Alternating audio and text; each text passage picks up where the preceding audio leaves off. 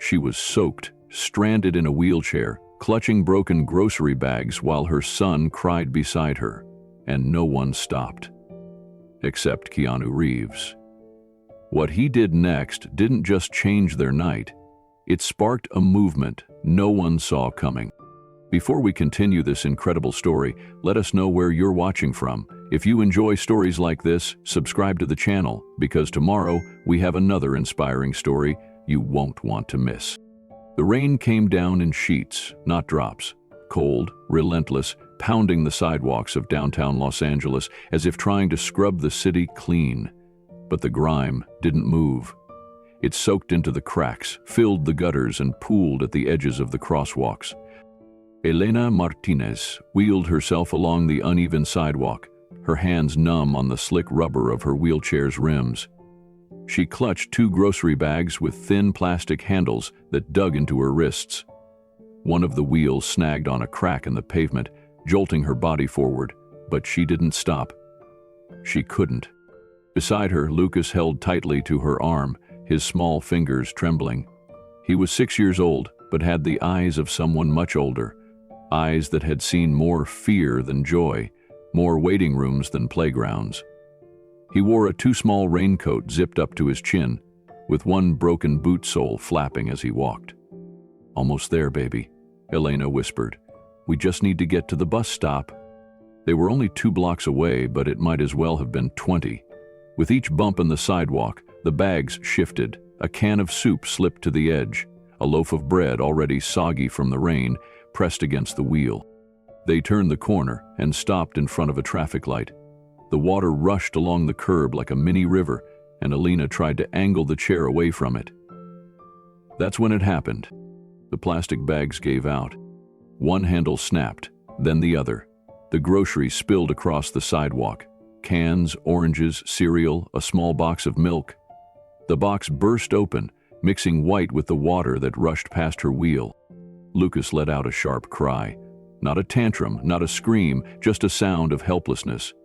He crouched to grab what he could, his hands fumbling with a broken egg carton. People walked past. A man in a business suit raised an umbrella and stepped around them. A woman in workout clothes glanced down but didn't stop. The city moved as if Elena and her son weren't even there. Elena leaned forward to pick up the bread, her fingers shaking. She tried not to cry. Lucas was watching, and she'd promised herself she wouldn't cry in front of him anymore. And then, one pair of footsteps slowed. Keanu Reeves had just stepped out of a small nonprofit meeting a few blocks away. He had come to speak with a group of volunteers about expanding trauma-informed services across underserved neighborhoods. The meeting had run long. The rain had begun while he was inside, and now the street glistened in the lamplight, alive with chaos and puddles. He walked slowly, hood up, his hands tucked in his coat pockets. No entourage, no press, just him, moving quietly through the city he loved. His eyes were always scanning, not out of paranoia but out of habit. He noticed people. The small things, the things most didn't stop to see. That's when he saw her.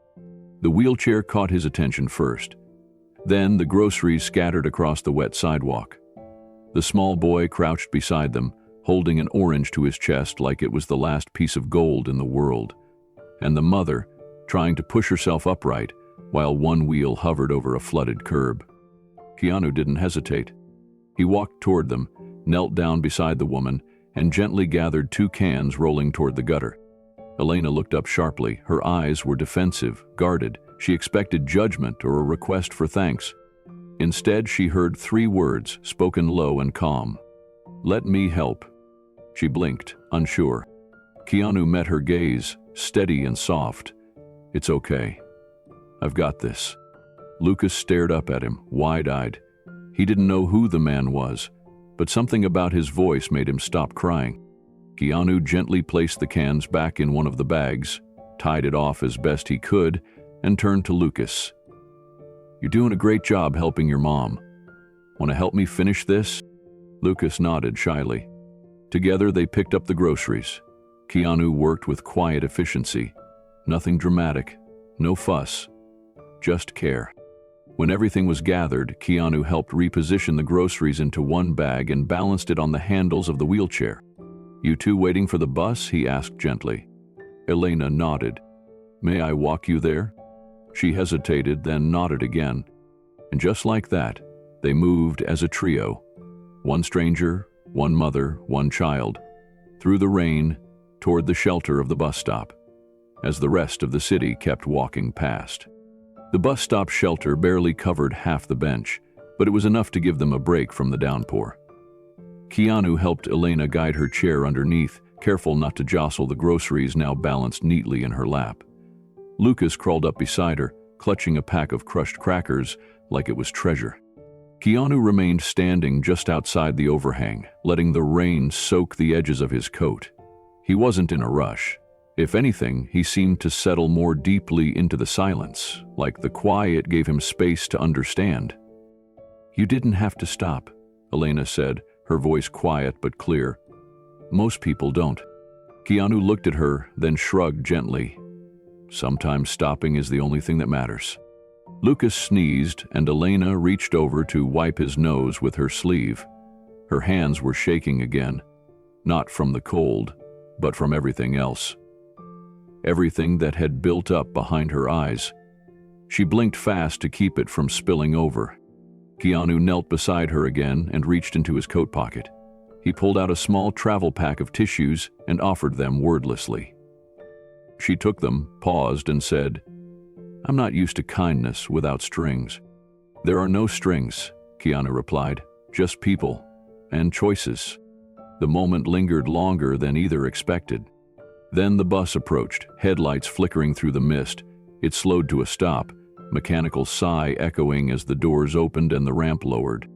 Keanu helped lift the groceries gently onto the floorboard and steadied the wheelchair as Elena guided herself forward. Lucas climbed up behind her, but before he stepped fully inside, he turned and looked at Keanu. "Are you coming with us?" Keanu smiled. "Not today." Lucas hesitated, then nodded. "Okay." The boy disappeared into the shelter of the bus, and Elena gave one final look back.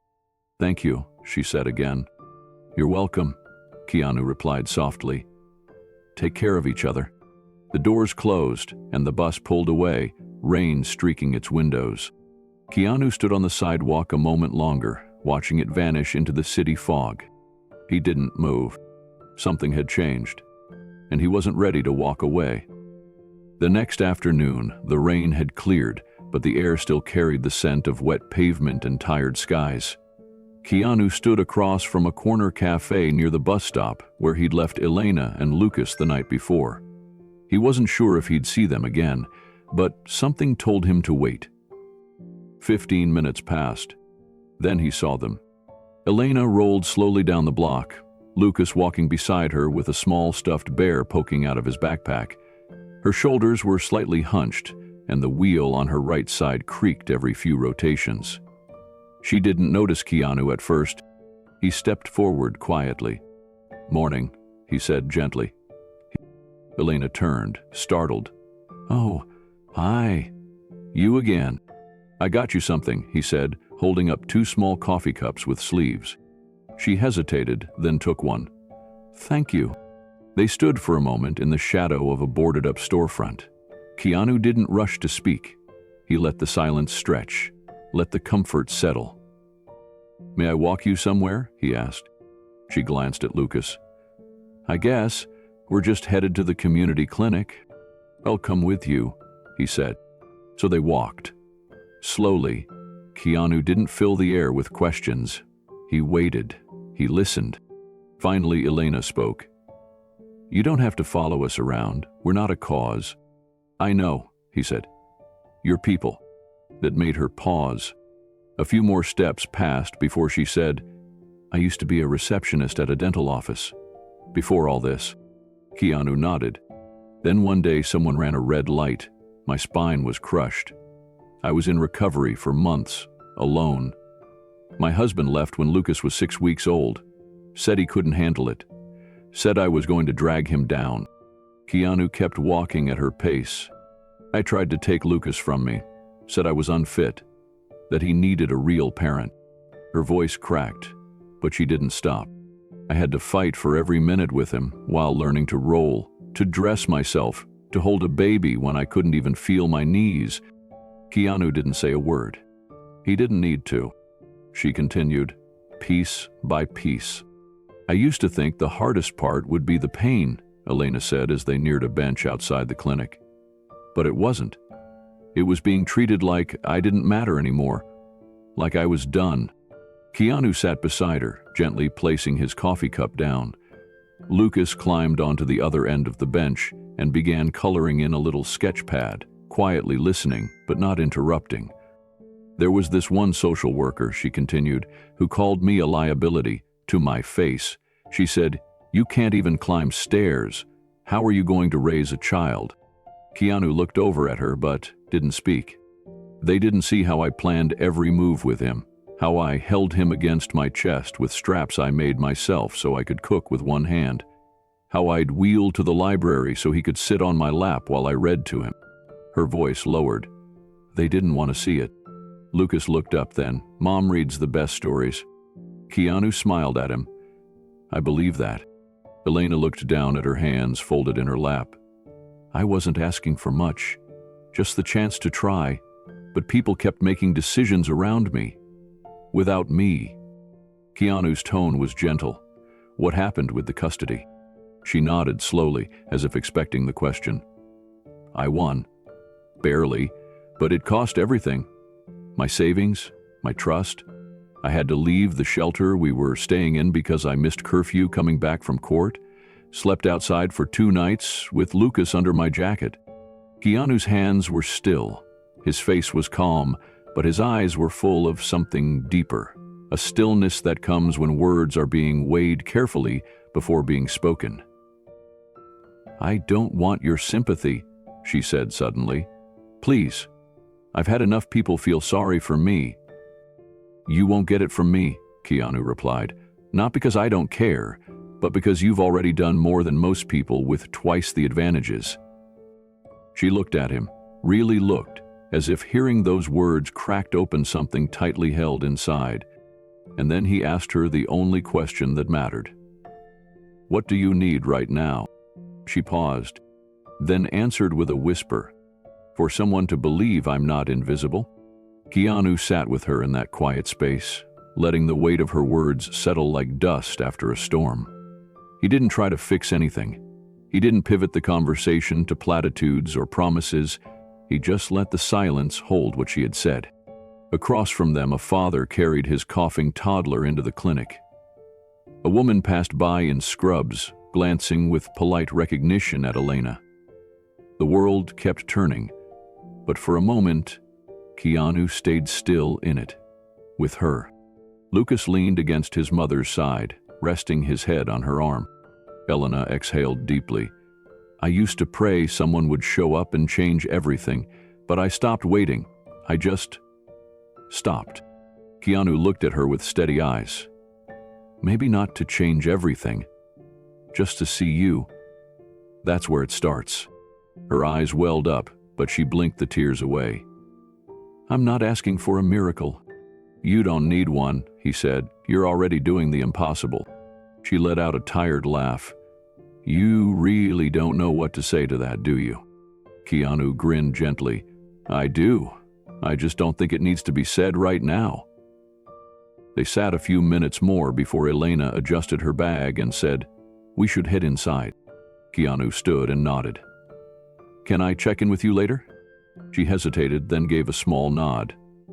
Okay.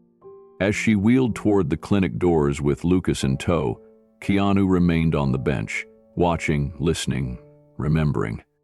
He hadn't given her money, he hadn't offered connections, not yet.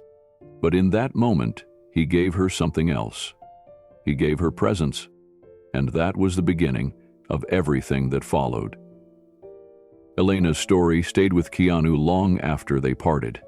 That night he sat alone in his living room, the soft hum of the city pressing against the windows. He stared at his phone, not to check messages, but to review a note he'd written himself years ago. Listen harder when no one else is listening. Elena hadn't asked him for anything. She didn't expect help. and that's exactly why her voice echoed louder than most. He closed the phone and leaned back, letting her words pull him deeper into imagining what her life had looked like long before they met. The flashbacks began in his mind as a sequence of stark, quiet images. A young woman in a hospital room, wires, beeping, a still body beneath white sheets. Then the slow, agonizing realization that she couldn't feel her legs. Elena had once stood strong. She was the first in her family to get a steady office job, working at the front desk of a dental clinic, balancing spreadsheets by day and reading baby books at night. Then came the accident. A car speeding through a red light, the crunch of metal, darkness. And then the world changed. Learning to navigate a wheelchair wasn't just physical, it was emotional. The first time she tried to transfer herself from bed to chair, she fell. There was no one there to catch her. She cried on the floor for an hour before pulling herself up with the edge of a radiator. Her employer said they couldn't accommodate her anymore. They offered 2 weeks severance and a form letter of apology. The disability paperwork was slow, delayed, lost. The state told her to wait. So she waited, and in the meantime she ran out of rent money. She and Lucas, barely 6 months old, moved into a women's shelter downtown. It smelled like bleach and fear. There were curfews, assigned chores, and a sense of invisible judgment from everyone around her. She applied for aid, denied. Applied again, denied again. At the local office, a caseworker glanced at her file and said, "You're not our priority right now, we're at capacity." Elena wheeled out of that office and cried in the alley behind it, biting her sleeve to stay silent so Lucas wouldn't wake up in the stroller beside her. She had survived, but barely. And the worst part was that no one had even noticed. After the third aid denial, Elena stopped asking why. She began asking how. How to make it work when nothing was working for her. How to keep her child fed when her hands were too sore from wheeling to open jars. How to appear put together when every appointment required her to prove her humanity all over again. One day, a city bus driver refused to lower the ramp. "It's broken," he said flatly. "Next one's in 30 minutes. It was 94 degrees that afternoon. Lucas had a fever. She had to get to the clinic. So she waited. Not because she wanted to, but because there was no choice. That kind of waiting became a rhythm. Waiting for the system to see her.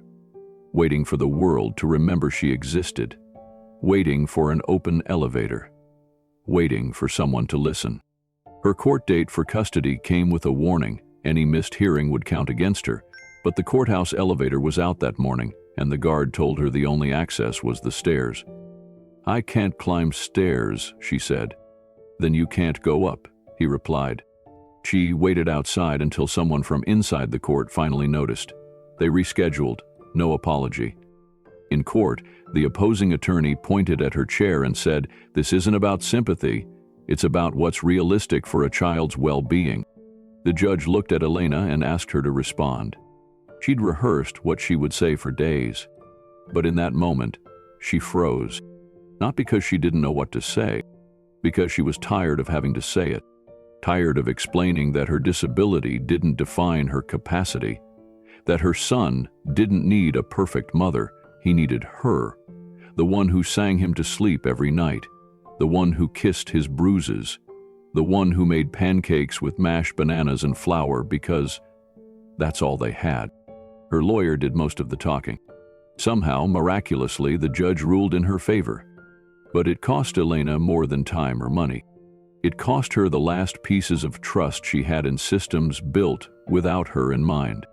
From that point forward, she stopped expecting help. She built routines on scarcity, on contingency, on preparing for the next door to close. That was her reality. Not because she failed, but because she was invisible to the very people who were supposed to see her first. That night, Keanu sat alone in the den, lights dimmed, a cup of tea untouched beside him. The house was quiet, but his mind wasn't. Every image of Elena's past, every flash of her pain, her fight, her resilience, replayed in his thoughts like echoes, refusing to fade. He had heard many stories in his time. He had seen injustice, loss, hardship. But this felt different. This felt personal. Not because it happened to him, but because he'd seen too many people walk past others like her without blinking. He couldn't stop thinking about Lucas either. The way the boy clung to her. The way he offered his orange back to her, even though it was the only fruit they had left. Children shouldn't have to learn sacrifice that young. Sophia walked in from the kitchen carrying a file full of foundation paperwork. She paused when she saw his face. "You're still thinking about that woman, aren't you?" she asked gently. Keanu looked up. "Yeah?" "Her name's Elena. She's a mother, she's disabled, and she's stronger than most people I know. And no one sees her." Sophia set the file down. "What are you thinking?" He exhaled. "I'm thinking she's the rule, not the exception. That there are thousands more like her, and if we don't start listening to them now, we're complicit in letting the silence continue." Sophia nodded slowly. Keanu looked down at his hands, then back at her. "You know what she told me? She said she doesn't need a miracle, just someone to believe she's not invisible." There was a long pause. Then he said, quietly but firmly, "It shouldn't take luck to survive dignity." The words hung in the room like something sacred. And in that moment, Keanu realized something deeper than sympathy. It wasn't about feeling sorry. It was about responsibility. About showing up, not as a savior, but as someone who refuses to look away. Not this time. Not anymore. The next morning, Keanu returned to the bus stop. There was no camera crew, no publicist, no plan beyond simply showing up. He stood by the same bench, holding 2 cups of coffee and a paper bag with warm breakfast inside. A bus rolled past, then another. Finally, Elena came wheeling around the corner with Lucas walking beside her, holding onto her bag strap like a guide rope. She looked surprised when she saw him again. "You really came back?" she said. Keanu handed her the coffee. "I said I hoped we'd meet again." She hesitated before accepting it. "I figured people like you show up once, not twice." Keanu smiled gently. "I'm not people like most people." They sat under the shelter while Lucas munched on a muffin. Elena's face was drawn but less guarded. She leaned back slightly in her chair, her body relaxing into the pause. "I've been thinking," Keanu began, watching her carefully, "about what you said yesterday. About not needing miracles. About wanting to be seen." She looked down at her cup, unsure how to respond. "I'd like to help," he continued, "but not the way the system does. Not as a check, not as a project." She looked up now, cautious. "Then how?" "As a neighbor, as someone who believes your life should be easier than it's been." She raised an eyebrow. "You want to rescue me?" "No," Keanu said. "I want to stand beside you while you keep rescuing yourself. Just with fewer obstacles." That made her pause. He wasn't trying to impress her. He wasn't even trying to fix her. He was offering something she rarely received: respect. After a moment, she asked, "What does that look like to you?" He unfolded a piece of paper. "I talked to a few people last night. There's a local contractor who volunteers with housing repairs. A friend of mine runs a mobility CES program. We could help make your apartment safer, better. And I found someone, a caregiver, who can assist a few evenings a week while you're working, all paid for." Quietly. Her eyes welled. "Why?" Keanu answered simply, "Because I think your story matters, and because Lucas deserves to see his mom rest too." 2 days later, Keanu returned, not with cameras or headlines, but with people. Real people. A quiet crew of volunteers who had answered a few calls he made. There was Darren, a retired electrician who now fixed up homes for veterans. Tanya, a contractor who had once built wheelchair ramps for free. Sophia came too, clipboard in hand, coordinating logistics with soft but steady authority. Everyone had a purpose. No one made a scene. Elena sat in her wheelchair just inside the apartment door, watching them work in disbelief. She'd spent years patching things up herself with duct tape and borrowed tools. The cracked linoleum by the fridge had once made her chair skid. The narrow bathroom doorway had bruised her elbows more times than she could count. The kitchen drawers stuck, and the closet door wouldn't open all the way without jamming into her wheels. Now, one by one, each of those burdens began to disappear. Tanya measured and marked the bathroom frame, then carefully widened the doorway by 1.5 inches. "You'll fit through here without bumping your knuckles anymore," she said, smiling. Darren replaced the faulty stove hood light and, while he was at it, tightened the wobbly cabinet hinges. A young volunteer named Leo from the local university installed a grab bar near the sink and lowered the shelf in Lucas's closet so he could reach it himself. Lucas wandered through the space in awe. "It feels different," he said, almost whispering. "Like someone cares." Keanu knelt beside him. "That's because they do." Elena rolled slowly into the center of the living room, her hands trembling slightly on the wheels. She didn't know how to process this much kindness without suspicion. She'd been conditioned to brace for the catch, the fine print, the reminder that nothing came free. Keanu noticed her hesitation. "Still okay?" he asked gently. She nodded, swallowing hard. I didn't think anyone would ever do something like this for me, not without wanting something back." "You've given plenty," he said. "You gave your son stability. You gave the world another decent human being. We're just balancing the scales a little." That afternoon, Mel, the caregiver Keanu had arranged, arrived to meet the family. She brought coloring books and a warm smile. She sat with Lucas while Elena and Keanu talked quietly by the window. "I don't want to be anyone's project," Elena whispered. "You're not," Keanu replied. "You're a story worth hearing, that's all." By the end of the week, the apartment looked different. Not extravagant, but lived in with love. The chipped paint was gone. The space smelled like lemon cleaner and new beginnings. Lucas had taped a drawing to the fridge, a stick figure version of his mom in a wheelchair, smiling in front of their door. The final touch was a wooden ramp at the building's rear exit, installed by Tanya and Leo. It wasn't city-funded, it wasn't on any official register, but it worked. It gave Elena the freedom to come and go without asking for permission or help. Keanu came by that afternoon with a small box. Inside was a voice recorder and a notepad.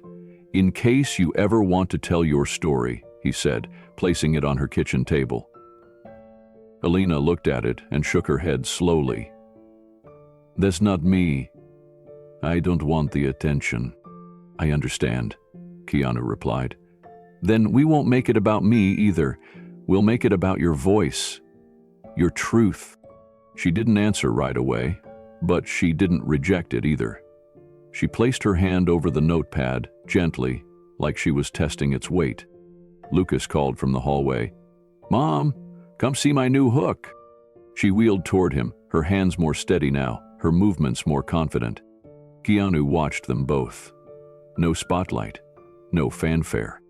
Just one woman reclaiming her dignity, one small moment at a time. And he knew deep down that this was only the beginning. It began with a conversation. Keanu sat across from Sophia in their modest office space above a community arts building. The space wasn't flashy, just a couple of desks, warm wood floors, and a wall covered in sticky notes. But the idea forming between them didn't need glamour. It needed heart. "I want to start something," Keanu said. "Small, focused." Sophia nodded. "Elena?" He paused, "and everyone like her, the ones falling through every crack." She listened as he explained the vision. Not a charity, not a PR stunt, but a foundation built on dignity. A place where disabled single parents could receive direct support, adaptive tools, job flexibility, and most of all, visibility. They called it the Rising Voice Project. The name came from something Elena had said during their third conversation. "Most days, I'm just whispering to survive. I wish I could rise above the noise." The goal wasn't to speak for people, it was to create space for them to speak louder, safer, and without shame. They found a small office space behind a food pantry downtown.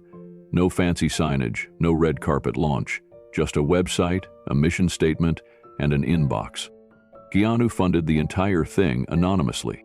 He refused to let his name be the centerpiece. This wasn't about him. It never had been. It was about the people who had been ignored, dismissed, or silenced. At the heart of it all was Elena. She hadn't planned to get involved. She was busy adjusting to a new rhythm at home. Caregiver visits, physical therapy, Lucas's school meetings. But one night she sat at her kitchen table and began to write. It started as a letter, then it turned into a blog post. She titled it, "I don't want your pity, I want your respect." It was raw, honest. She didn't hold back.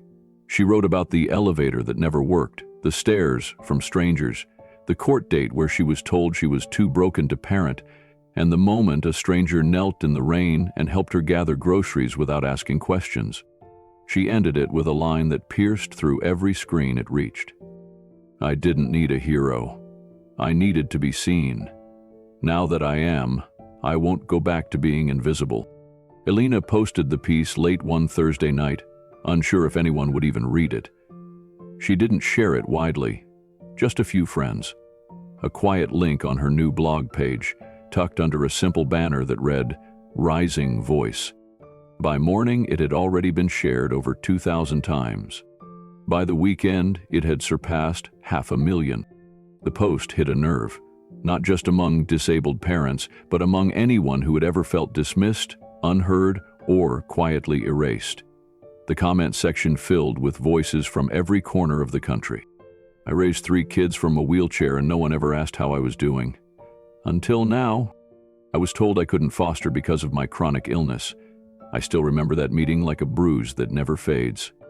Your story is my story, but I never had the words. Thank you for giving them to me." Emails flooded in, not just with encouragement, but with questions. Where could they go for help? Who else was doing this work? How could they get involved? Elena read them in small doses, overwhelmed by the volume and the emotion. One afternoon, she forwarded a particularly moving message to Keanu. It was from a father in Ohio who had lost custody of his daughter after a work injury left him partially paralyzed. He wrote, "Your words made me sit straighter today. I thought I was done, but maybe I was just starting over." Keanu responded with a simple line, "This is what your voice does." The Rising Voice Project's inbox exploded with volunteer requests. Lawyers, therapists, tech workers, nurses, case managers, each writing some variation of, "How can I help?" Elena agreed to participate more formally. She didn't want to be a symbol. But she believed in the mission. She knew the power of story.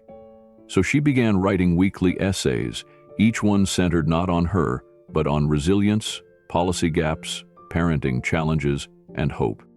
Her voice was steady, fierce, and deeply human. Local news outlets picked up the blog, then national ones, a feature on a morning show, an op-ed request from a major newspaper. Elena kept her promise to herself. No pity, no pedestal, only truth. And through it all, Keanu stayed in the background, watching the momentum grow like a fire kindled gently, one honest spark at a time. From a small blog to a national conversation, Elena's voice became something more than even she imagined. She wasn't a celebrity. She didn't have a publicist or a manager. She just had a lived truth, and people who were finally ready to listen. The Rising Voice Project expanded faster than expected. Within 2 months, they'd helped 5 families secure stable housing. 3 parents who'd been denied aid were able to reapply with support. 2 new caregivers were hired through the project's growing list of partner organizations. And all of it happened without Keanu ever giving a speech or appearing in a photo. He insisted the press focus on the work, not the donor. When one outlet asked to interview him, he politely declined and said, "You should talk to Elena. She's the one building this." Behind the scenes, he met weekly with Sophia and the board to ensure the structure stayed nimble and grassroots. He reviewed every new proposal and asked the same question: Will this restore someone's dignity? That was his North Star. One evening, Keanu visited the center's office after hours. The lights were low. On the corkboard above the desk was a printed copy of Elena's original post. Someone had highlighted the final line in yellow. "Now that I won't go back to being invisible." He read it again, and then quietly smiled. The world was listening, and it had started with a whisper. The invitation came in an email that Elena nearly deleted by accident. The subject line was short: Community Empowerment Night. Speaker request. She opened it slowly, unsure if it was real or just another form letter. But it was real. The director of a local community center had read her blog and reached out. They were organizing a neighborhood event focused on disability justice, parenting, and resilience. Would she consider speaking? Elena stared at the screen for a long time. Her first instinct was to say no. She wasn't a public speaker. She didn't have a polished story or a rehearsed tone. She wasn't anyone's keynote. She closed the laptop and wheeled into the living room. Lucas was on the couch building a puzzle, tongue peeking from the corner of his mouth like he did when he was concentrating. "Hey," she said softly. "What do you think about me giving a speech?" Lucas looked up. "Like in front of people?" "Like real people?" She nodded, half laughing. "Yeah, real people." Lucas paused, then shrugged. "You tell me stories every night. They're better than any speech." That made her stop. Later that day, Keanu stopped by the apartment to drop off some adaptive supplies for the center's new families. She told him about the invitation. His eyes lit up. "You should do it." She hesitated. "But what if I freeze up? What if I say something wrong?" Keanu sat across from her at the kitchen table. "You're not delivering a message. You are the message. Just speak, like you do when you write." Elena looked at her folded hands. "What if they don't want to hear it?" "They already are," he said, "but now they'll see it." The event was scheduled for the following Thursday evening, a modest venue, a refurbished church basement with folding chairs, string lights, and rows of neighbors who had never heard someone like Elena speak directly about her world. The night before the event, Elena lay awake, staring at the ceiling. Lucas was asleep beside her, his hand resting lightly on her arm. She wasn't scared of telling the truth. She was scared of what the truth might open. And yet, something inside her had already decided. She would speak, even if her voice shook. The community center buzzed with quiet energy as people filtered in. Parents with strollers, teens with cameras, a few local officials, and a woman in a service dog vest who nodded kindly at everyone who passed. Folding chairs were lined in crooked rows, and the lights overhead flickered gently, casting a warm glow on the humble stage. Elena sat in the small room off to the side, gripping the note card she had rewritten 4 times. Lucas stood beside her in a little button-down shirt, adjusting her scarf the way he always did when he thought she needed luck. "You don't need those," he whispered, pointing to the cards. "I know," she said, tucking them away, "but I might forget everything." "No, you won't," Lucas said. "You remember all my stories. This one's yours." Keanu stepped into the room a few minutes before showtime. He didn't say anything right away, just gave her a soft nod. Elena looked up at him, nervous but grounded. "I'm not ready," she said. He shook his head. "You were born ready. You just didn't know people would finally listen." She smiled, shaky but determined. "I'm not doing this for attention." "I know," Keanu said. "You're doing it for the ones who think they don't have a voice." The MC introduced her name with a short description. "A mother, a fighter, and the reason we're all here tonight." Applause followed. Elena wheeled herself onto the stage slowly, her hands trembling slightly. The microphone was already adjusted to her height. She looked out and saw rows of faces, curious, open, waiting. Then she spotted Lucas in the front row, waving both hands like she was a rock star. Next to him sat Keanu, still and focused, eyes on her, not with expectation, but belief. Elena cleared her throat. "My name is Elena Martinez," she began. "I'm a single mom, a wheelchair user, and a person this world told to sit down and stay quiet more times than I can count." The room fell silent. "They said I couldn't raise my son, but I've raised a fighter. They said I was too broken to matter, but I'm standing here, so I guess I'm not as broken as they thought." A ripple of emotion passed through the audience, and Elena kept going. Elena's voice grew steadier with each sentence. She didn't follow her notes. She spoke from memory, from pain, from love. She spoke about Lucas, the court battles, the night she spent outside with him under a bus stop shelter during a storm. She spoke about the time she almost gave up and the moments, small and fleeting, that pulled her back. "I used to think surviving was enough," she said, "but it's not. Surviving isn't living, and living doesn't mean we have to be alone." The room sat still in awe. Even the children, usually restless, were locked into her words. "I don't want your pity. I want your respect," she said, echoing the title of her blog. "I want us to stop deciding who gets to be heard and start listening to those who never stopped speaking. We just chose to ignore them." As she closed, Elena looked at Lucas. "My son saved me," she said. "Not by fixing anything, just by looking at me like I was enough. So tonight, I want to return the favor to all the people who've been told they're not enough." She paused. "You are?" Applause erupted. Not polite clapping, standing ovation, tears, cheers, people reaching for one another's hands. Phones had recorded it all. By the next morning, clips were trending. One comment read, "This woman just changed how I see disability." Another said, "I watched this 3 times. I'm never forgetting her face."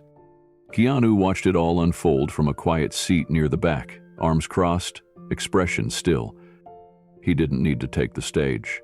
He didn't need to speak, because Elena had already said everything that needed to be said. The clip from Elena's speech traveled faster than anyone expected. Within 24 hours, it was posted on advocacy pages, parenting forums, and disability rights networks. A handful of major outlets reposted it with headlines like, "Mother's viral speech redefines what strength looks like. Elena Martinez speaks, and the world listens."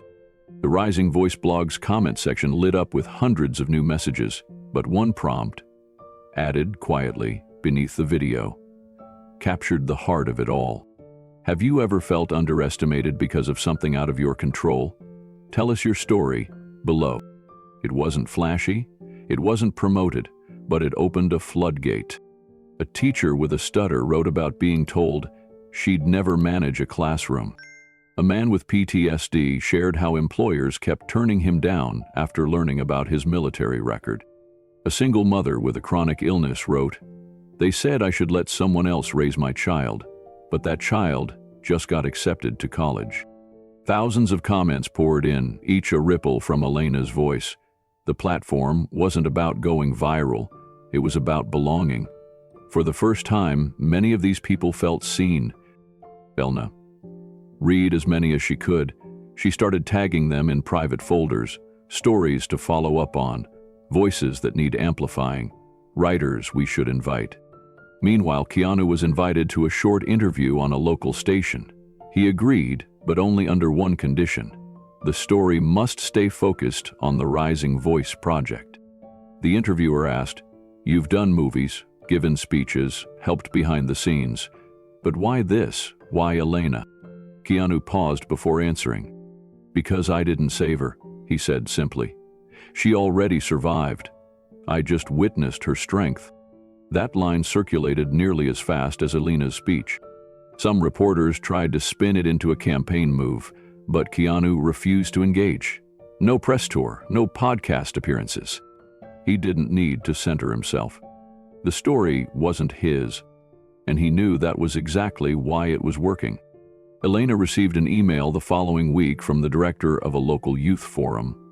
The theme was "Owning Your Story," and they wanted her to be one of the closing speakers. Unlike the previous event, this one was tailored to younger voices.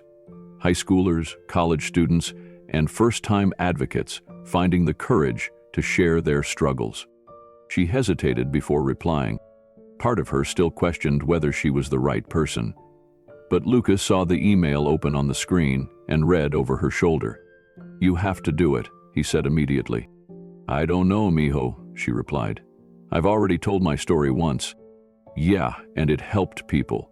What if someone else is sitting in that room waiting for someone like you?" It was hard to argue with logic that pure. So she said yes. The venue was a small auditorium attached to a local school. No news cameras, just folding chairs, clipboards, and young volunteers handing out water bottles and sign-in sheets. The nerves came back, but this time she brought something with her. Lucas's drawing. It was simple, drawn in crayon on printer paper. A phoenix, fiery and bold, rising from clouds of smoke. But what made it different was what the phoenix was perched in. A wheelchair. He'd drawn it during school the day after her first speech. He handed it to her that evening and said, "Because you're not broken. You're burning through everything they said you couldn't." She carried it in her bag like armor. When it was her turn to speak at the youth forum, she rolled out onto the stage with no notes, just the drawing in her lap and the story in her heart. She didn't talk about being strong or perfect.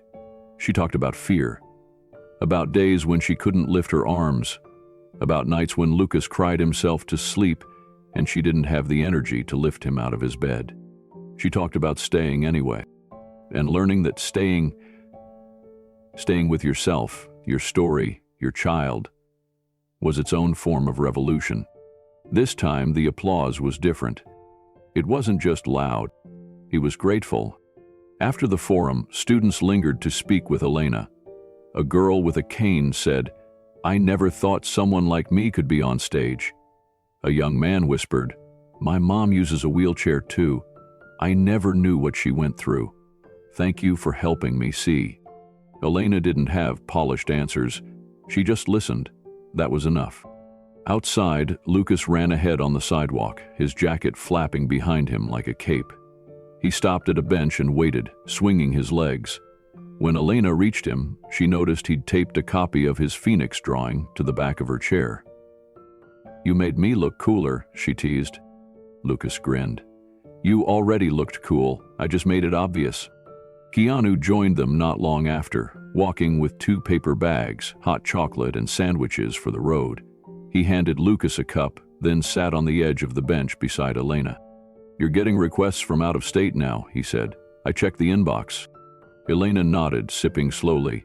"It's wild. I never planned for this." Keanu looked at her seriously. "That's because you weren't planning to inspire anyone. You were just telling the truth. And that's why it's working." She didn't reply right away. Then she asked, "What now?" Keanu smiled. "Whatever you want. The mic is still yours." She looked down at the drawing taped to her chair, the phoenix in a wheelchair, the flames, the upward flight. Then she looked at her son, and she knew this was only the beginning. The headline came like a thunderclap. Keanu Reeves weaponizes poverty when feel-good stories become political currency. It appeared on a major opinion site known for its biting commentary. The author, a political columnist with a large following, dissected Keanu's growing involvement in advocacy. But what stung wasn't just the criticism of Keanu. It was the casual dismissal of everyone else in the story. Elena wasn't even named. She was called a disabled single mother paraded for sympathy. No mention of her blog, her speeches, her foundation work, just a vague figure used to illustrate what the author called emotional manipulation dressed up as grassroots. The rest of the day blurred after that. Elena tried to focus on Lucas's school forms, reheating leftovers, replying to emails, but her hands kept shaking when she picked up her phone. When she finally clicked the article open again, the part that hurt most was the implication that she was being used, that she wasn't the fire, just the kindling. Lucas noticed her silence. "Mom," he said, peering around the kitchen table. "Did something happen?" She closed the browser quickly. Just someone on the internet being not very kind. About you? She nodded. Want me to tell them off? His face was so serious it made her laugh, just for a second. No, baby, that's not how we handle it. She tried to sleep that night but couldn't. She kept seeing the paragraph that called her a backdrop to a celebrity's rebranding. That was what got under her skin, not the insult, the erasure. The next morning she sent Keanu a message. He replied instantly and asked if they could talk. A few hours later, he came by with coffee and no agenda. They sat in the apartment, the same one now filled with little signs of life and light, the new paint, the bookshelf Lucas and a volunteer had built, the ramp outside that no longer made Elena feel like a burden. I feel like I'm being made into something again, she said. Not a person, just a symbol. Keanu nodded. You're not. I know you're not. But they don't, she said, eyes wet but steady. And if I don't say anything, that silence becomes permission. Keanu looked at her, his voice low but clear. Then say something. Not for them, for you. Your story is not my stage. It's your fire. She sat with that. And the next morning, she lit a match. Elena sat at her kitchen table and opened her laptop. The apartment was quiet except for the soft hum of Lucas's cartoon playing in the next room. The cursor blinked at her like a heartbeat. She didn't reread the op-ed again. She didn't need to. Every word was still seared into her memory. She wasn't writing a rebuttal. She wasn't looking to correct the record. She was reclaiming it. She titled the post, "This is my story, not his shadow." She didn't start with the article. She didn't mention the author by name. Instead, she opened with the moment that had changed her life. The night the groceries spilled, the people who passed by, and the man who knelt down quietly and simply helped. She wrote about how she'd never asked for pity, never wanted a savior, how the only thing she needed in that moment was someone to treat her like she mattered. She described the days afterward, the apartment repairs, the caregiver who gave her time to breathe, and the blog post that somehow went viral. She didn't glorify Keanu. She didn't tear him down. She just told the truth. Keanu Reeves didn't put me on a stage, she wrote. I rolled onto it myself. He just held the door. She continued, this project isn't his branding, it's my battle. And before you reduce me to a headline, ask yourself why a woman in a wheelchair speaking her truth feels so threatening. She ended the letter with a single line. If my voice shakes the way you tell stories, maybe it's not my voice that's the problem. Then she hit publish. The response was immediate. Within an hour, the Rising Voice site crashed from traffic. Screenshots of her letter spread across social media like wildfire. Hashtags appeared. Her voice, not his shadow. Elena speaks. Rising, for real. The backlash flipped. Dozens of public figures, including disability activists, authors, and even a few politicians, reposted her piece with messages of support. One comment read, "She's not the story we needed, she's the truth we ignored." Another said, "Elena just gave every underestimated woman a blueprint."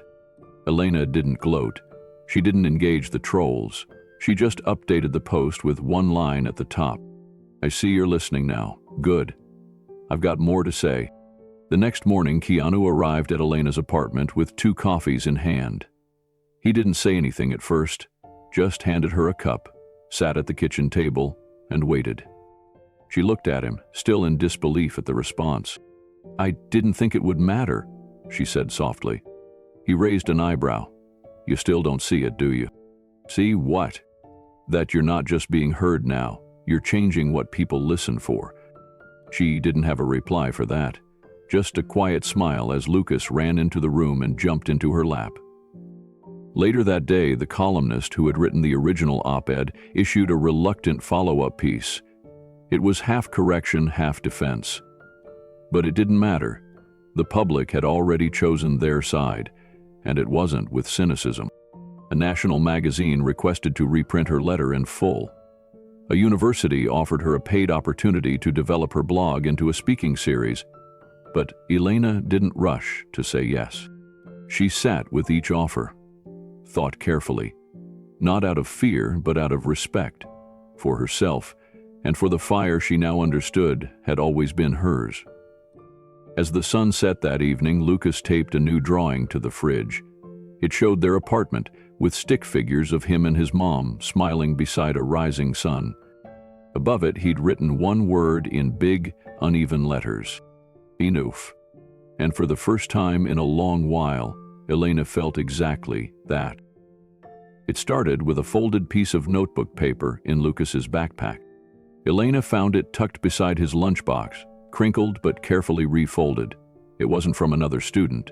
It was from his teacher, Mrs. Connolly. The note was short and handwritten. "Elena, I hope it's okay that I read your letter to the class today. It moved them deeply. Several students wanted to know more. Would you consider speaking to our sister campus? We have a program for students with disabilities. They would benefit from your voice. With respect and admiration, Connolly." Elena reread it 3 times. She felt honored and nervous, but mostly she felt something warm bloom in her chest. A teacher had shared her story not to sensationalize it, but to help students feel seen. That evening, she sat on the edge of Lucas's bed after tucking him in. "Did your class talk about the blog today?" she asked gently. Lucas nodded. Mrs. Connolly cried. "Not a lot, just a little." "What did that feel like?" He shrugged. "Like maybe the world's getting nicer?" She kissed his forehead. "Maybe it is." The next day, Elena called the school's coordinator and accepted the invitation. The event was planned for the following week at the nearby high school, which had a strong adaptive learning program and many students who used mobility aids, assistive devices, or required modified schedules. When she arrived on the day of the speech, the gym was already buzzing. Rows of chairs filled with students of every background, every walk of life. Some in wheelchairs, others using crutches or canes, some seated cross-legged on floor mats near the front. The staff moved quietly but attentively, offering water, helping with note-taking equipment, adjusting microphones. Elena rolled up to the small stage at the front, heart pounding. Then she saw Lucas, seated proudly in the front row, holding something behind his back. He gave her a thumbs up with a grin that could steady any storm. She breathed in, exhaled slowly, and looked out at the faces watching her, not with pity or expectation, but with openness. That was all she needed. And she began to speak. Elena began with a pause, not out of fear, but reverence. She scanned the room slowly, letting the silence settle. These weren't strangers. These were versions of herself. Young people still forming the foundation of their identities, still wondering if they were too much or not enough for the world they lived in. "My name is Elena Martinez," she said, her voice clear but gentle. "I'm a mom, a writer, and someone who used to think being visible meant being vulnerable." A few heads nodded slowly. "I used to be afraid of being stared at. Then I realized I wasn't afraid of eyes. I was afraid of being misjudged before I had the chance to speak." She shared pieces of her story, not the viral headlines, but the raw truths. She told them about the cracked sidewalk that once trapped her wheelchair wheels, about the bus driver who didn't lower the ramp, about the day she almost gave up and how Lucas, then barely 4, hugged her and whispered, "We can stay brave today, Mommy." She didn't preach. She didn't give bullet points. She gave herself. And then she said something that made the room still again. "You don't have to walk to lead, you just have to stand for something." That line hit hard. One student, seated in the second row, wiped tears from her cheeks. Another student clenched the sides of his wheelchair with sudden intensity. Even a staff member, standing by the bleachers, covered his mouth with one hand. "You don't have to be fearless," Elena continued. "You just have to refuse to vanish." That's what I'm still learning. The students didn't erupt in applause when she finished.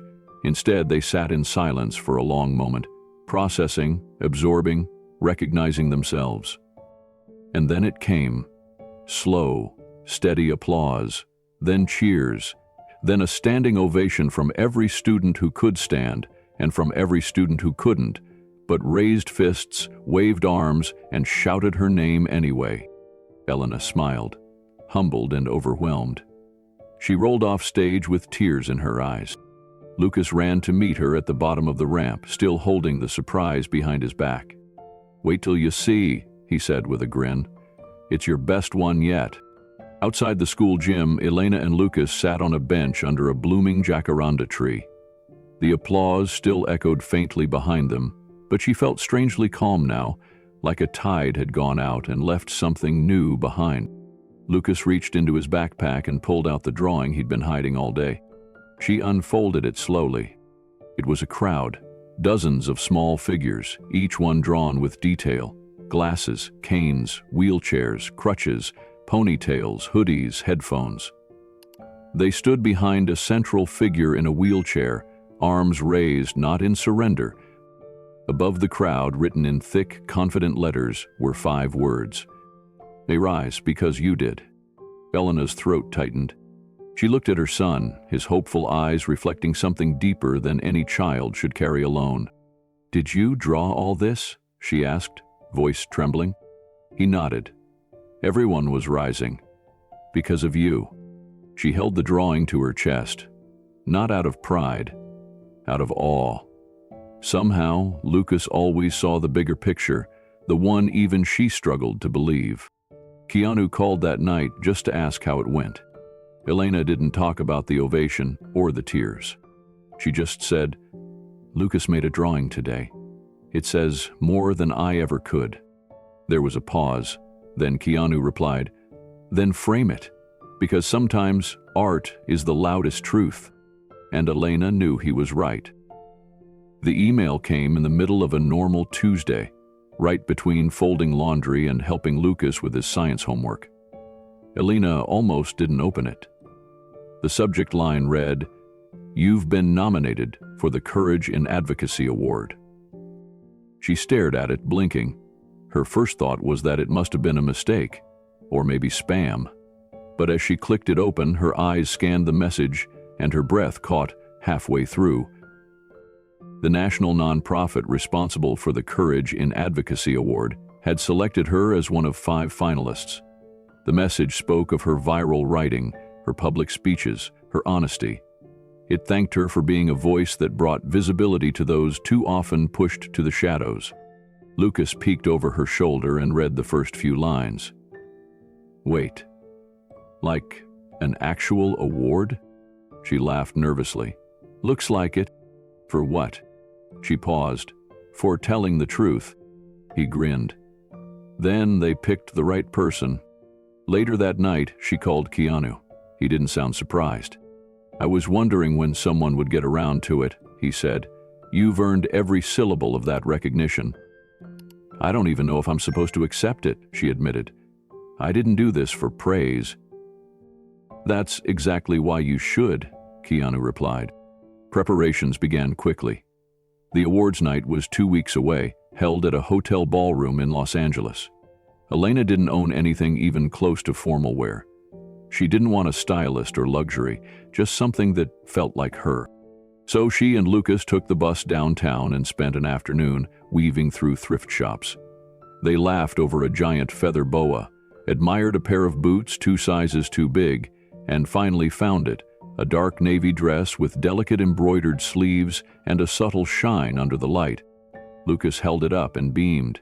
"You'll look like a superhero." At home, Elena stood in front of the mirror in her new dress. She didn't feel like a hero. She felt like a woman still surprised the world had finally listened. On the evening of the ceremony, a volunteer from Rising Voice came by to help her get ready. Her hair was styled in soft waves, and Lucas, in a little blazer, insisted on carrying her purse and badge. As they arrived at the venue, lights glittered against tall windows.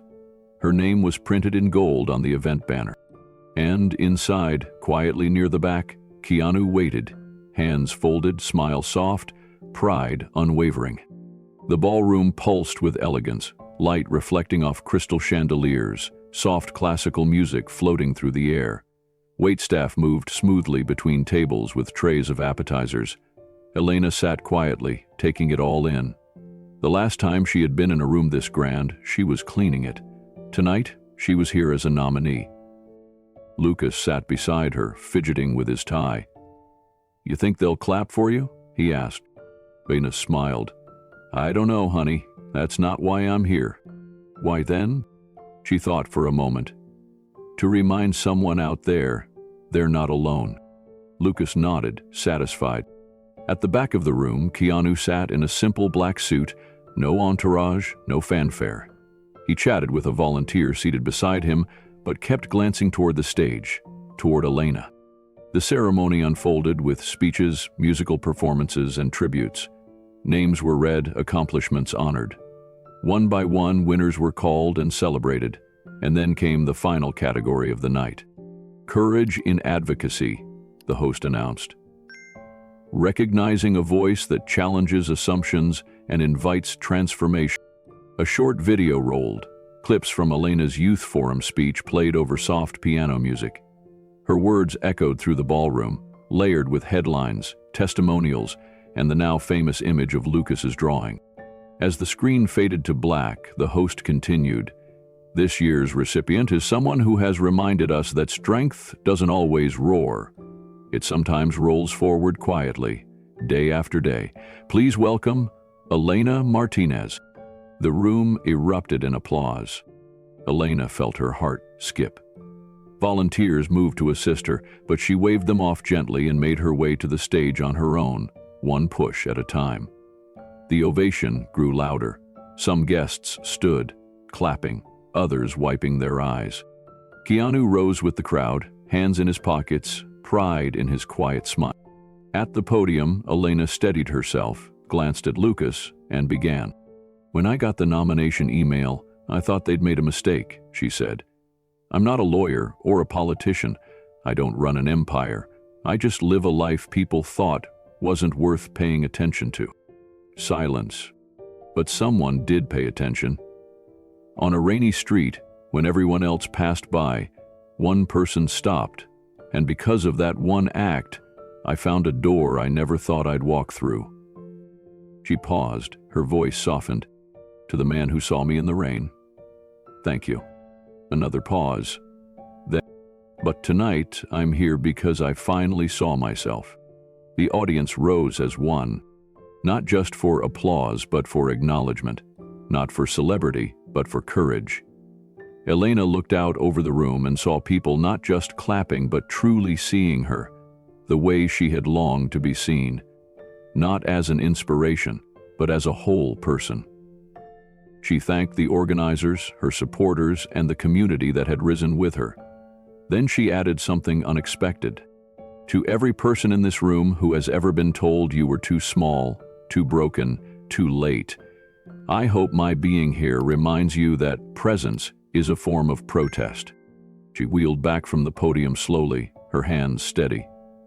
Lucas met her halfway down the ramp and threw his arms around her waist.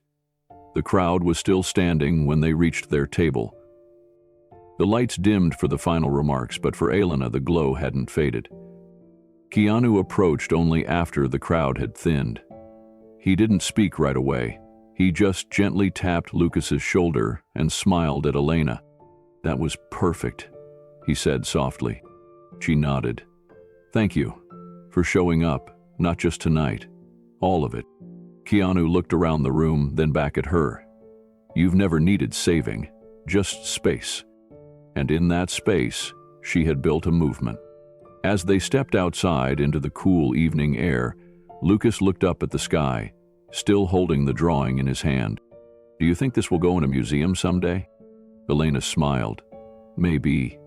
But even if it doesn't, it already changed the world." It began slowly at first. After the award ceremony, Elena returned home expecting a few congratulatory emails, maybe some kind words, maybe a local article. But what greeted her inbox the next morning was something entirely different. There were messages from advocacy groups in Chicago, from nonprofit coalitions in Atlanta, from academic researchers in Oregon, and even an organization based in Toronto. One subject line read, "We'd like to model rising voice in our city." Another said, "Can we bring Elena's framework into our community center?" Each message echoed the same thing. Her story didn't just resonate, it had sparked something.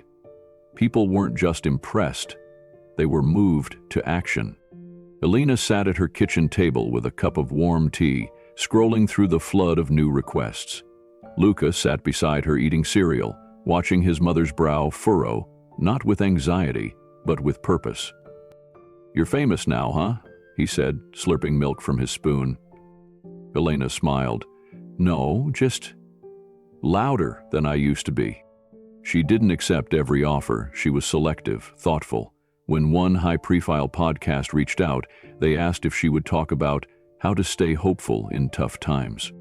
Her reply was clear. "I'm not here to offer comfort. I'm here to speak about the discomfort we've ignored." And yet, they booked her anyway. When the episode aired, the host introduced her as a mother-turned-movement maker. Elena gently corrected him within the first 5 minutes. "I didn't turn into anything," she said. "I've always been this. The world's just catching up." The line struck a chord. Clips of her comments spread quickly across social media. Activists shared it, educators quoted it, parents printed it and pinned it on fridges. The message wasn't just about survival anymore. It was about reframing who we listen to. From there, she was invited to speak on a nationally televised panel about disability justice and parenting. She wore the same thrifted navy dress. During the discussion, another guest praised her courage. Elena paused before responding. "Courage is not climbing a stage. It's deciding to speak even when the world told you for years to be quiet." In the weeks that followed, she collaborated with disability-led organizations to co-write a public resource guide for supporting single parents with mobility needs. Her inbox transformed from congratulations to proposals, from invitations to collaboration. And while Elena's name rose in profile, Keanu remained in the background. Quietly, behind the scenes, he funded the first Rising Voice Scholarship, but he refused to name it after himself. "It should carry her name," he told the foundation team. "She didn't just raise her son, she raised the standard." Elena's calendar filled quickly, not with celebrity panels or glitzy media appearances, but with town halls, student conferences, and coalition strategy sessions. She traveled to Sacramento to speak with state policy advisors about equitable housing for disabled parents. In Philadelphia, she sat with foster youth advocates to discuss how the system failed people who didn't look or move like the ones it was designed for. Everywhere she went, she led with the same statement: "I'm not your inspiration, I'm your mirror. If my life moved you, ask why it took this long for you to notice." Not everyone received her message with open arms. At one summit, a corporate sponsor pulled out hours before she was scheduled to speak, citing her tone. Organizers scrambled to manage the optics, but Elena remained unfazed. She showed up, took the mic, and looked out over the room. "I'm not here to charm anyone," she said. Charm didn't build that ramp outside. Accountability did. The applause that followed wasn't polite. It was thunderous. Meanwhile, Rising Voice evolved into something much larger. What began as a small nonprofit with limited funding now had satellite partnerships in 4 states. Volunteers doubled. The mentorship program expanded to include teenage caregivers. New applicants poured in weekly for financial support, therapy access, and legal assistance. At the heart of it all was Elena's blog, still titled with those same unapologetic words: "I don't want your pity, I want your respect." The blog now hosted stories from other disabled parents, first-person accounts from advocates, and anonymous submissions from readers around the world. Elena didn't try to moderate every voice. She let them speak in their own tones, their own truths. One of the most widely read posts came from a father in Ohio who wrote, "I used to think people like Elena were exceptions. Now I realize they were always there. We just weren't looking." Back home in Los Angeles, Lucas was thriving. His drawings were everywhere. In Elena's office, on the website, even printed in small batches as part of a donation campaign. One image of his, showing a wheelchair surrounded by blooming flowers, was printed on the first official Rising Voice t-shirts. One afternoon, Elena received a package from an anonymous sender. Inside was a carefully framed version of that same drawing. On the back, a note read, "The world heard you because you believed you were worth listening to." A few months later, Elena was invited to join a working group of National Disability Policy Advisors. It wasn't a headline-worthy panel. It wasn't even televised. Just a long wooden table, a dozen people, and stacks of legislation marked with sticky notes. She sat near the window, looking out at the Capitol dome, then back at her notes. She didn't speak first. She waited, and when she did, it wasn't to correct anyone. It was to humanize everything. We keep designing policies like everyone has the same staircase to climb, she said calmly. Some of us use ramps. Some of us have no rails. Some of us are lifting others while trying not to fall ourselves. Let's write laws that see all those staircases. That quote was printed in a quarterly policy report and cited in an opening address at a national advocacy convention. But Elena barely noticed. She was back home within 48 hours, making dinner while Lucas told her about a class debate he'd won. He said one of his classmates challenged him on why people should get help just because they have problems. Lucas replied, "Because helping each other isn't weakness, it's what makes us work." Elena had smiled, but her heart had nearly burst. That weekend, she attended a quiet ceremony for the launch of the Rising Voice Scholarship. Keanu stood off to the side, greeting a few guests, but staying out of the spotlight. Elena sat beside him as the first recipient, a young mother from Texas, shared her story. She had been denied housing 3 times because of her mobility aid. Now, with the scholarship, she was studying social work. As the crowd applauded, Keanu leaned over and whispered, "This is yours." Elena shook her head. "No, this is ours, and soon it'll be theirs." And for the first time in her life, she knew that her words didn't just echo anymore. They landed. They rooted. They rose. The envelope was plain, no return address, no logo, just her name and apartment number, written in slightly uneven cursive. Elena found it in her mailbox late one Thursday afternoon. She almost left it unopened, assuming it was some local promotion or maybe a note from a neighbor, but something about the handwriting made her pause. She slid her thumb under the seal and unfolded the single sheet of paper inside. At first, she didn't recognize the name at the bottom, but the words at the top pulled her breath into her chest. "You won't remember me, but I remember you." Elena sat down on the bench just outside her building, groceries still in her lap, the city humming around her. She read slowly, each sentence forming a weight that pressed, gently, then powerfully, on her chest. The letter continued. "I was your caseworker years ago. I was the one who sat across from you in that family courtroom, the one who marked your file with doubts. I remember thinking, she can't do this. She won't last." Elena's hand trembled slightly. "I didn't know the strength I was looking at. I didn't know how limited my view had become.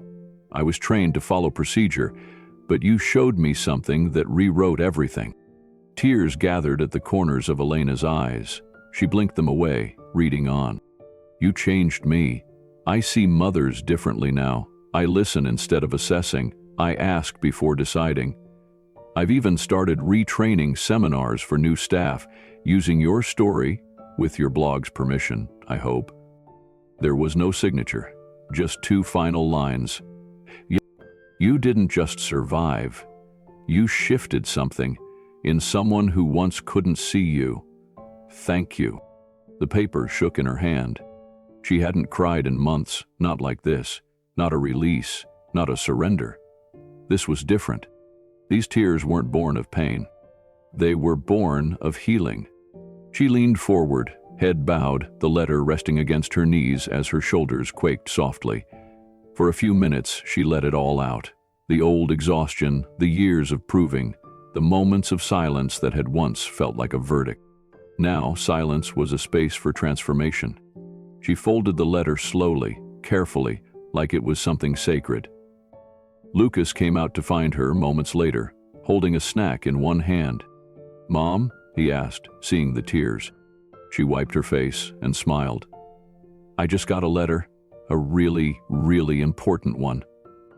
That night, Elena placed the letter in a small wooden box on her bookshelf, alongside old hospital bracelets, a worn photograph of her and Lucas from his second birthday, and a keychain from the shelter they once lived in. Each item marked a chapter in a story she had never planned to tell, but now carried with intention. She couldn't stop thinking about the letter. Not just the words, but the fact that someone had written them at all. Someone who once doubted her had taken the time to look inward, to reach out, to apologize, without asking for anything in return. It struck her how rare that was. In a world quick to move forward, this letter had paused time. It had opened a door she hadn't realized was still locked. Later that week, she sat on her porch with a warm drink in hand, watching the sunset. The city buzzed around her, but she felt still anchored. Lucas had fallen asleep early, and for once, the quiet felt comforting, not lonely. She thought about all the times she'd been told who she was. Too fragile, too emotional, too slow, too complicated, too damaged. And then, slowly, she realized something. That letter wasn't just from the caseworker. It was from the past itself, coming full circle. It was an echo of every time she'd walked away from judgment and dared to believe she was still whole. When the doorbell rang around 8:00 p.m., she wasn't expecting anyone. She wheeled to the door, opened it, and there stood Keanu. He had a small paper bag in one hand and an apologetic look in his eyes. "I brought those lemon muffins you like," he said. "I was in the neighborhood." She laughed. "You live 30 minutes from here." He shrugged. "Still counts." She let him in, poured 2 cups of tea, and they sat at the kitchen table like they had dozens of times before. She handed him the letter without a word. He read it quietly. No reaction at first, just his eyes moving slowly across the page. When he finished, he folded it and looked at her. "You did that," he said. Elena shook her head gently. "No." "We did. You walked beside me." They sat in silence for a while. Not the kind filled with tension or awkwardness, but the kind where nothing more needed to be said, only felt. The next morning, Elena rose early. The city hadn't quite stirred yet, and the sky held that faint pink glow that comes before full light. She brewed a cup of tea, not out of habit but because she wanted warmth, something quiet to hold on to. She sat by the window, holding the folded letter. The words on the page had stayed with her all night, like a whisper in the back of her mind. Not haunting, healing. She opened her laptop and began typing. Not for a post, not for a campaign, not even for her blog. Just a letter of her own. A note she didn't know if she'd ever send. To the version of me who sat in that courtroom shaking. I see you now. You were never broken. Just bending under weight you weren't meant to carry alone. She paused, took a sip of tea, and continued. You didn't need validation. But today, you received something even better. Accountability. Someone finally saw the part of you they once chose to ignore. And they said it mattered. That's something. She saved the draft without signing it. Later that afternoon, Elena walked with Lucas to a community mural unveiling. The artwork stretched across a concrete wall behind a youth center. At its center stood a painted figure in a wheelchair, torch held high, surrounded by children reaching toward the light. Vines bloomed from the wheels. Hope radiated in every brushstroke. Lucas pointed. That's totally you, Mom. Elena smiled, then looked around. Behind them, Keanu stood a few feet back, hands in his coat pockets, nodding slightly. He didn't speak. He didn't need to. As the small crowd admired the mural, Elena wheeled closer, slowly, thoughtfully. She reached into her bag and pulled out a tiny folded note, the letter from the caseworker. She didn't pin it or tape it, she just held it to her chest for a moment, then tucked it gently into her coat. Keanu stepped beside her, quietly. You okay? He asked. Elena looked at the mural, then back at him. I think for the first time in a long time, yeah. I actually am. The Rising Voice community had grown larger than anyone expected. across cities, screens, languages, but it had never gathered in one place.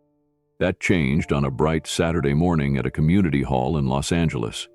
Sunlight filtered through tall windows, catching the edge of the folding chairs arranged in a wide circle.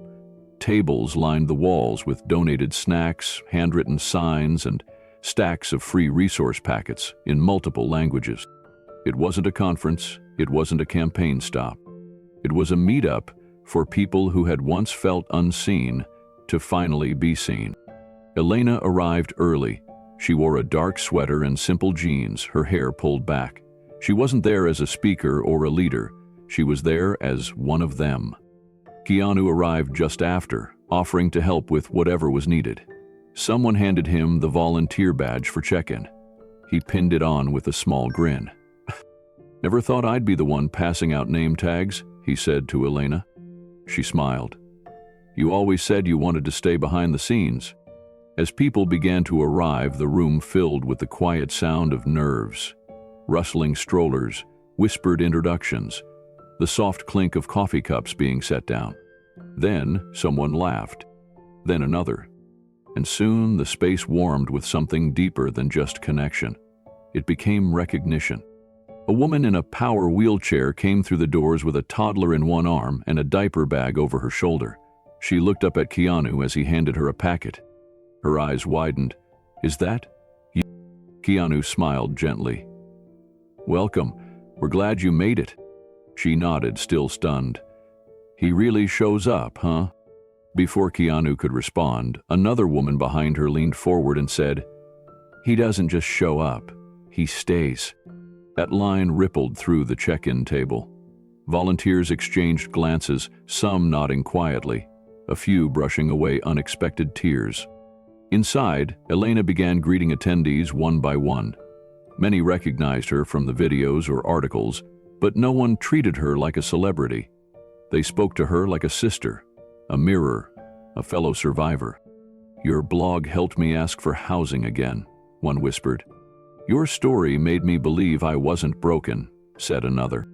By mid-morning, the room was full. So were the hearts inside it. The day unfolded with softness and strength woven together. The opening activity was simple. Each person was given a small card with a question printed in bold. Who helped you stand? Beneath it, a blank space to write. The cards weren't collected. They weren't for show. They were for reflection. And for those who chose to, they could read theirs aloud. Elena rolled to the front of the circle and shared first. I wrote, "My son," because he never stopped believing I could be everything he needed. She looked across the room, found Lucas sitting cross-legged near the snack table, drawing quietly. He didn't look up, but he smiled like he'd heard every word. After a pause, a man stood up, a single father in his 50s using a cane. He cleared his throat. I wrote, "My daughter's laugh," because even when I couldn't walk straight, her laugh reminded me I could still lead her somewhere good. Applause wasn't planned, but it happened. A young woman next to him said, I wrote, "A caseworker who broke protocol to bring me formula after hours." The group nodded. Some eyes were glassy. Others closed in quiet recognition. One mother with twins on her lap raised her card and read, "The woman at the shelter who said, 'Your story matters, even here.' That sentence saved my life." Another, "My high school janitor, he saw me crying in the stairwell and sat down beside me like it wasn't weird. I never forgot that." A teen mom whispered, "The nurse who didn't flinch when I said, I didn't know if I wanted to live. She just held my hand." As the voices rose, so did something else. A collective memory of being believed in, of being told, directly or indirectly, "You matter. I see you." Keanu stayed at the edge of the room, still at the check-in table, but this time sitting, listening. He hadn't spoken yet. He didn't need to, because this wasn't about him. Elena rolled closer to the circle's center again and said softly, "Sometimes, we don't even realize someone helped us stand until years later. This is your moment to name them. And if they're gone, say their name anyway." One woman did. Maria. My sister. She passed, but she made me promise I wouldn't disappear, so I didn't. Antoine. The room was still and full. As the final story faded into quiet reflection, the group lingered in a hush that felt almost sacred. No one reached for their phones. No one rushed to leave. For once, the world had paused just long enough to let truth echo without interruption.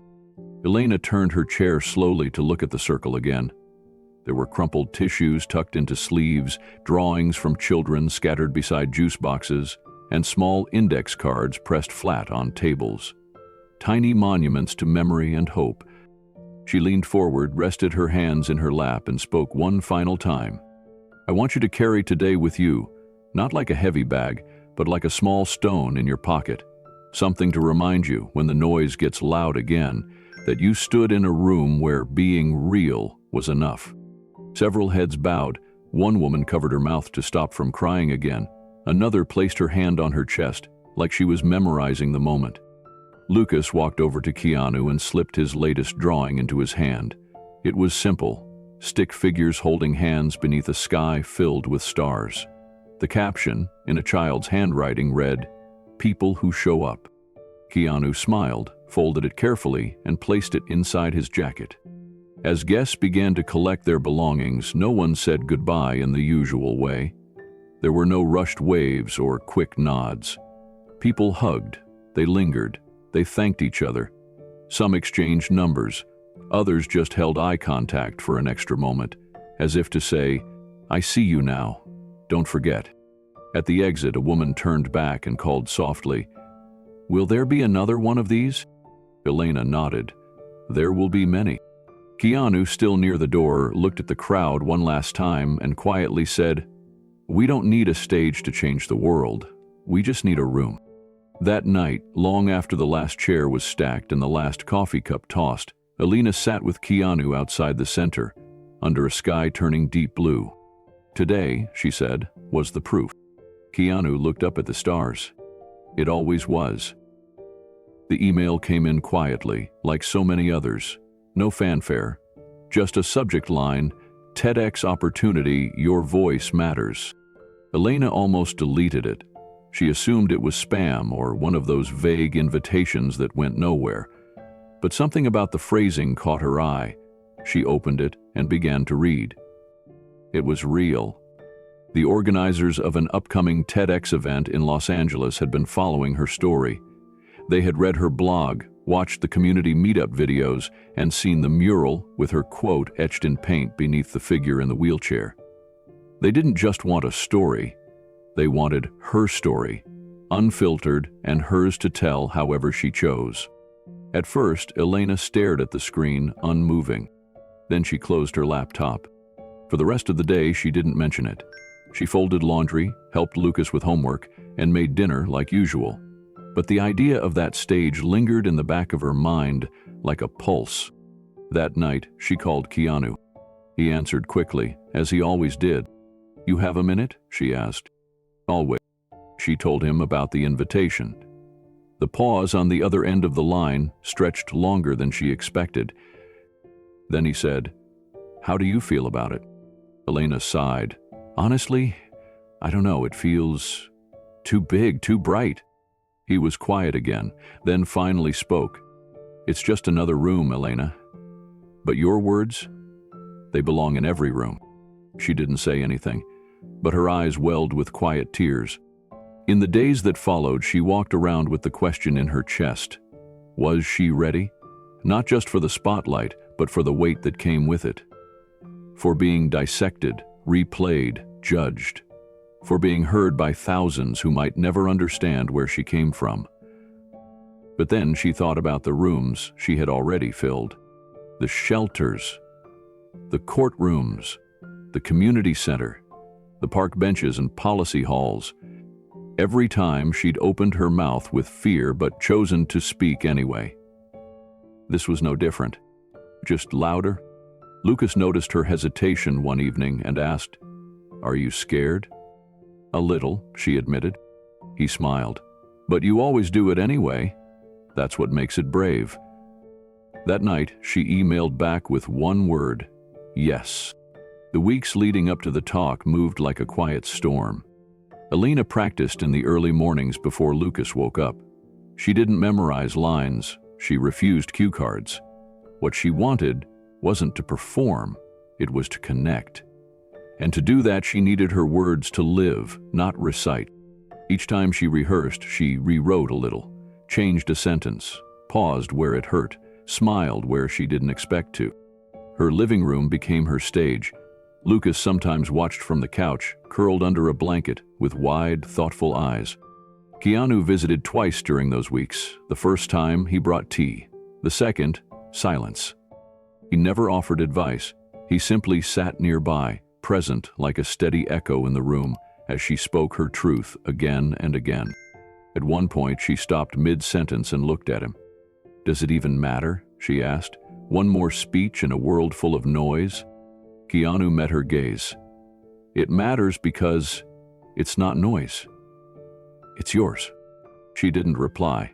She didn't need to. The night before the talk, Elena couldn't sleep. She wheeled herself into the hallway, past Lucas's room, past the small gallery of drawings he'd made over the years. She stopped at one of them, a crude, bright crayon drawing of a phoenix rising. Except this one had wheels. She smiled, then cried, not out of fear, but from the weight of the road behind her. The morning of the event arrived. The venue buzzed with energy. Lights, cameras, people shuffling papers and wearing headsets. Backstage, other speakers sipped water nervously or rehearsed quietly in corners. Elena sat in her chair near a curtain, watching the stage from the wings. Her palms were damp, her breath slow but shaky. Then she heard her name called. No title, no dramatic music, just Elena Martinez, advocate, mother, voice that matters. She rolled forward, every click of her wheels over the hardwood sounding louder in her ears than the crowd. As she appeared on stage, the room stood. Before she even spoke, they stood. She reached center stage, looked down at Lucas in the front row, now 13, hands folded in his lap, eyes filled with everything. Then she looked up and breathed. Elena steadied herself. No teleprompter, no script, just a heartbeat in her throat and a microphone waiting. She scanned the crowd, not for faces, but for presence, for energy. And then she began. "I'm not here because I stood," she said. "I'm here because I never stopped sitting tall." The words landed like a match struck in silence. She continued, her voice clear but grounded. She didn't rush. She didn't perform. She spoke like she was still in a circle, still at the community center, still sitting across from someone who needed reminding that they mattered. She told them about the wheelchair that wasn't supposed to define her, but did, for a while. About the courtrooms where she was seen as a liability, not a parent. About the grocery bags that broke in the rain. And the man who didn't look away. He didn't rescue me, he just didn't pass me by. She paused and looked toward Keanu in the wings. He gave her a nod. Not grand, not theatrical.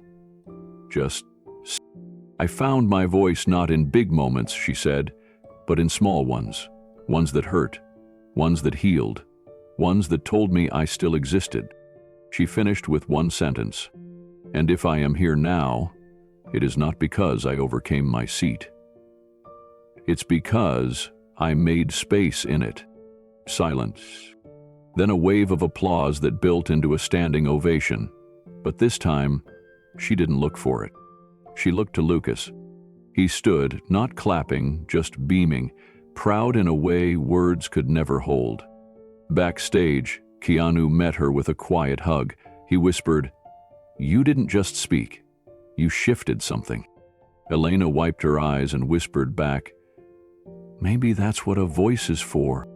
That night, as lights dimmed and the stage emptied, Elena sat alone in the green room for a moment, holding the program in her hands. Her name was printed at the top. She smiled. It still didn't feel real, but maybe that was the point. She hadn't asked for the stage, but now it belonged to her. The applause was still echoing through the venue when Keanu slipped out a side door. He didn't go backstage, didn't wave to the crowd or step into the limelight for interviews. That had never been his place. Not in this story. Not in this moment.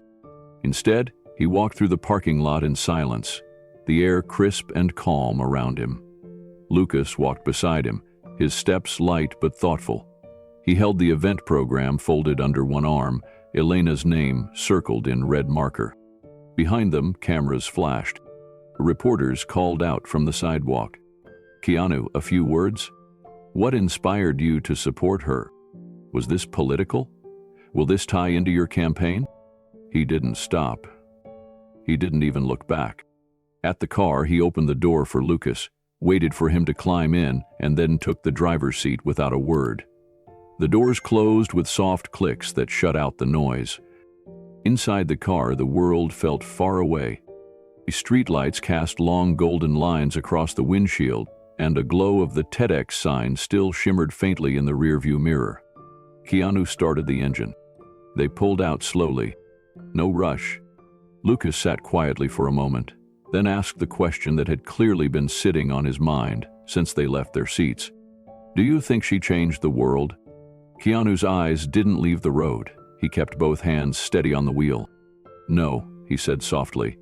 "I think she reminded it who's been here all along." Lucas leaned back into the seat, thoughtful. He looked out the window at the city passing by. Every corner, every stoplight, every quiet shadow felt different now, like the world had shifted, even if just a little. He turned back toward Keanu. "That's better, isn't it, reminding it?" Keanu nodded slowly. "Yeah, sometimes that's harder, but it lasts longer."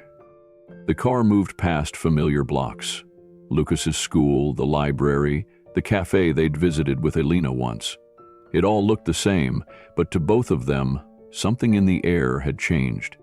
Keanu said nothing else for a long while. He didn't need to. The silence was full of meaning, like every light they passed had absorbed the warmth of what Elena had given the world that night. The city glowed in soft pulses as the car eased down a familiar stretch of road. Keanu drove without a destination, just a rhythm, the kind of ride where silence carried more than conversation. Lucas glanced out the window, his forehead resting lightly on the glass. "Did you ever think this would happen?" he asked. Keanu didn't answer right away.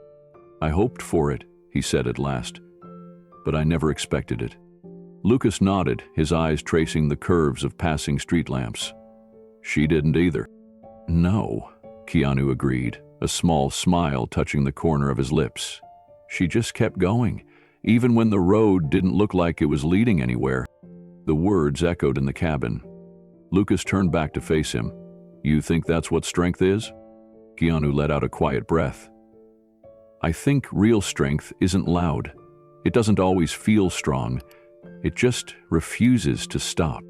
For a while, the only sound was the soft hum of tires on asphalt and the occasional click of a turn signal. They stopped at a red light. Outside, a group of kids crossed the intersection. One of them, maybe 10 years old, wore a t-shirt with Elena's quote printed across the back. "I don't want your pity, I want your respect." Lucas saw it first. That's Mom's words.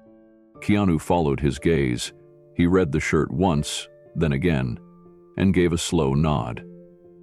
"She belongs to more people now," he said, "but in the right way." The light turned green. They moved forward. It wasn't lost on Keanu how much had changed.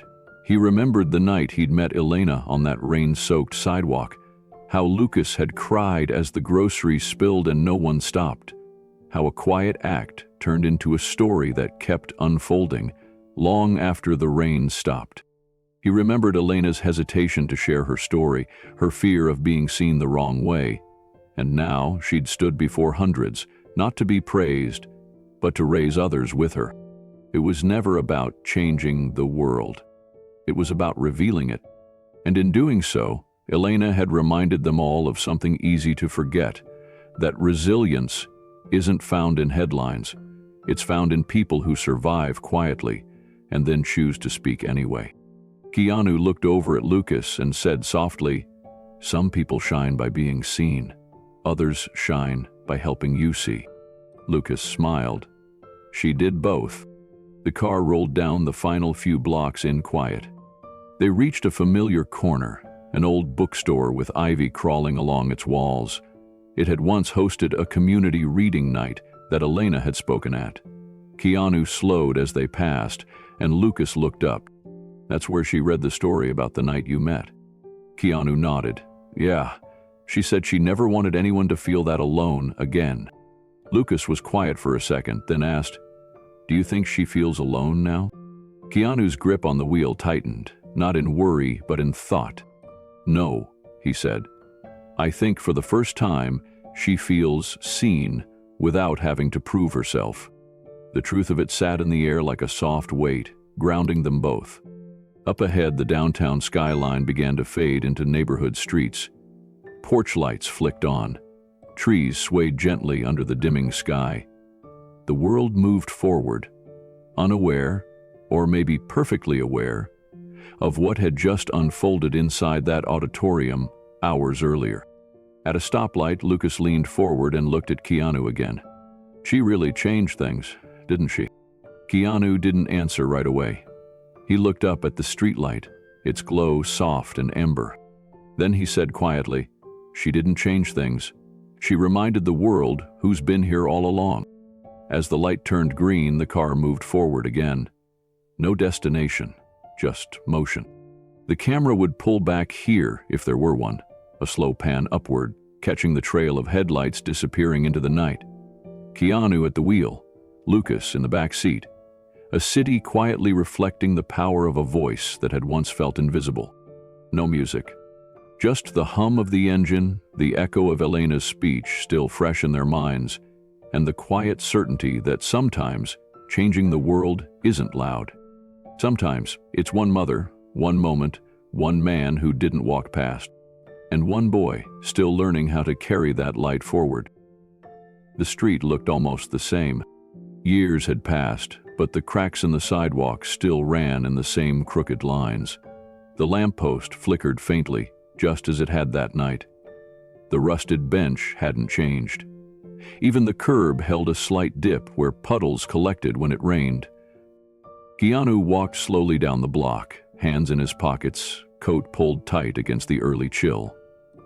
There was no fanfare, no cameras, just one man revisiting the moment everything shifted. Not for himself, but for someone else. He stopped in front of the bus stop, the same one where he had first seen her, Elena, struggling with torn grocery bags, soaked sleeves, and a frightened child clinging to her hand.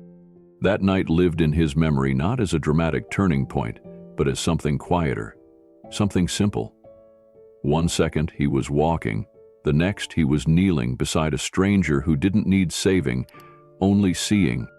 He reached into his coat and pulled out a small, weatherproof envelope. Inside it, a laminated note. Keanu knelt, just as he had years ago, and gently placed the card at the edge of the bench, held down by a small, smooth stone. It read, "Whole rainy night, one act of dignity, infinite echoes." He stayed there for a while, watching as the morning light slowly filtered through the overcast sky. Cars passed, and a few people walked by without noticing him. And that was fine. It wasn't about being noticed. It was about presence. He closed his eyes for a moment, then stood and stepped back. Not in retreat, but in reverence.